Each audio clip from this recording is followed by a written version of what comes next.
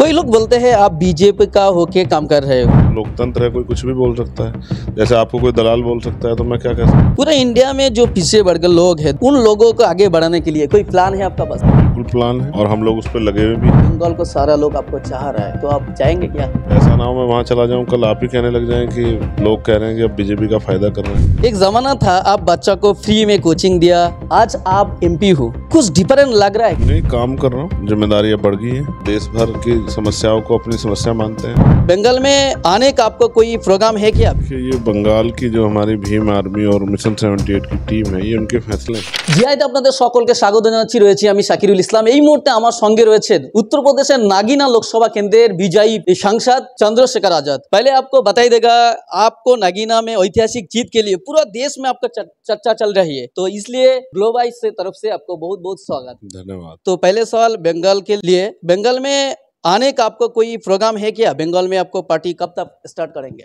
देखिए, ये बंगाल की जो हमारी भीम आर्मी और मिशन 78 की टीम है, ये उनके फैसले हैं। हमारे यहाँ पार्टी के अंदर हेल्दी डेमोक्रेसी है। जब वो चाहेंगे, उनको महसूस होगा कि हमें वहाँ पॉलिटिकल पावर बनानी है, तब फिर वहाँ आना जाना और वहाँ पार्टी का जो है कमेटियाँ बनना, पार्टी की लीडरशिप तैयार करना, ये फैसले बैठ के हो। एक जमाना था आप बच्चा को फ्री में कोचिंग दिया, आज आप एमपी हो, तो कुछ डिफरेंट लग रहा है क्या? नहीं, काम कर रहा हूँ, जिम्मेदारियाँ बढ़ गई हैं। तो जब शुरुआत की थी एक गांव से की थी, आज देश भर की समस्याओं को अपनी समस्या मानते हैं। हकवंचित समाज के लोगों के जो अधिकार हैं उनको वो मिल जाएं, उसके लिए लगातार प्रयास कर रहे हैं और प्रयास जारी रहेगा, प्रयास रुकने वाला नहीं है। और हम तो चाहते हैं, जब हम छोटी पाठशाला चलाते थे तो छोटे स्तर पर सोचते थे, हम चाहते हैं देश में सभी के लिए शिक्षा मुफ्त हो जाए, कॉमन एजुकेशन पॉलिसी लागू हो और पढ़ाई इतनी आसान हो कि अगर कोई MBBS करना चाहता है, MD करना चाहता है, या BTech, MTech, MBA, MCA करना चाहता है, PhD करना चाहता है, या और कोई भी कोर्स करना चाहता है, तो वो गरीब के दायरे में हो, गरीब की हैसियत हो कि वो अच्छी पढ़ाई कर सके। इसलिए हम एजुकेशन सिस्टम में बहुत बड़ा रिफॉर्म चाहते हैं, उसको हम लोग प्रयास कर रहे हैं कि रिफॉर्म हो। पूरे इंडिया में जो पिछड़े वर्ग के लोग हैं, दलित, आदिवासी और माइनॉरिटी, उन लोगों को आगे बढ़ाने के लिए कोई प्लान है आपका पास? हम बिल्कुल प्लान है और हम लोग उस पर लगे हुए भी हैं। उसमें बड़ा प्लान ये है कि अभी हमने निजी क्षेत्रों में उनके लिए आरक्षण की मांग की है। हम ये चाहते हैं देश में जातिवार जनगणना हो, उसके बाद जो है जातिवार जनगणना के बाद संख्या के आधार पर हिस्सेदारी सुनिश्चित हो और एजुकेशन हेल्थ सिस्टम में रिफॉर्म हो, साथ साथ नौजवानों को रोजगार मिले और महंगाई भी कम हो। इन सब चीजों पे हम लोग काम कर रहे हैं। कोई लोग बोलते हैं आप बीजेपी का होके काम कर रहे हो, उन लोगों के बारे में क्या बोलेंगे? मैं किसी के बारे में क्यों बोलने लगा? तो लोकतंत्र है, कोई कुछ भी बोल सकता है।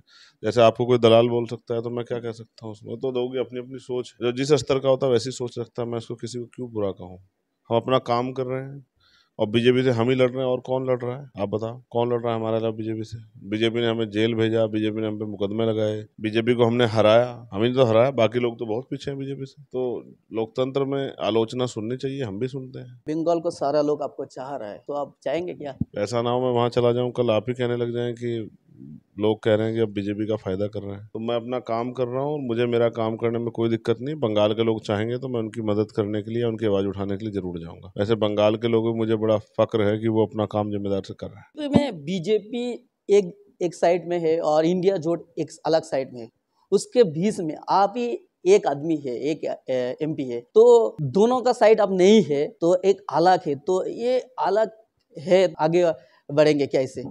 कर रहे हैं, आप देख नहीं रहे क्या कर रहे हैं? सड़क पे भी कर रहे हैं, पार्लियामेंट में भी कर रहे हैं, अपने लोगों के विषयों को भी रेज कर रहे हैं, जो जुल्म हो रहा है उसके खिलाफ भी आवाज उठा रहे हैं, पॉलिसी में भी मांग कर रहे हैं कि पॉलिसी में अच्छी पॉलिसी बने। हम ही है जिसने कहा कि मदरसा बोर्ड का जो ऐड आपने खत्म कर दिया उसको लागू करो, और मुस्लिम्स के लिए, क्रिश्चियंस के लिए क्या आपके पास राज्य कल्याण, उनके कल्याण के लिए क्या योजना है आपके पास, सेंटर के पास, ये बताओ। और तमाम तरह की जो मुसीबतें उन पर हो रही है, मॉब लिंचिंग और तमाम चीजें, उनको रोकने के लिए क्या कर रहे हो? तो नए नए कानून के खिलाफ बन रहे हो, उस पर क्या कर रहे हो? तो हम अपना काम कर रहे हैं और मुझे विश्वास है कि आज नहीं तो कल हम लोग अपने कामयाब को और आगे बढ़ा पाएंगे। यूपी में ज़्यादा से ज़्यादा और जो मॉब लिंचिंग हो रहा है, तो मुस्लिम को खिलाफ गवर्नमेंट काम कर रहे हैं, तो इस बारे में आप क्या करेंगे? ये तो सबको दिख रहा है और हम कर रहे हैं अपना काम और रोकने का प्रयास कर रहे हैं। बाकी हम कोशिश कर रहे हैं सत्ता ही हट जाए तो ताकत में हम होंगे, तो ऐसा जुल्म होगा ही नहीं। এতক্ষণ ধরে আমি কথা বলছিলাম চন্দ্রশেখর আজাদ, যিনি উত্তরপ্রদেশের নাগিনা লোকসভা কেন্দ্র থেকে তিনি জয়ী হয়েছেন।